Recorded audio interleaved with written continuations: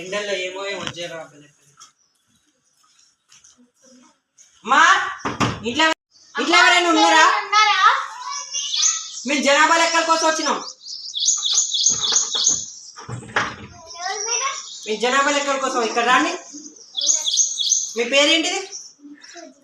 పూజిత. మీ ఇంట్లో పెద్దోళ్ళు ఎవరైనా ఉన్నారా?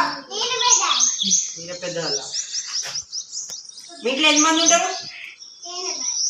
8 మందా?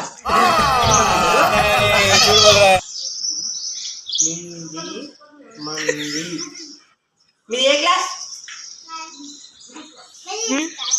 మిడిల్ క్లాసా? Middle class. ఏ స్కూల్ మీరు? ఏ స్కూల్? లో స్కూల్. ఇంకా పెట్టుకోవడం వద్దు, తర్వాత రేపు వద్దాంపా. సరే.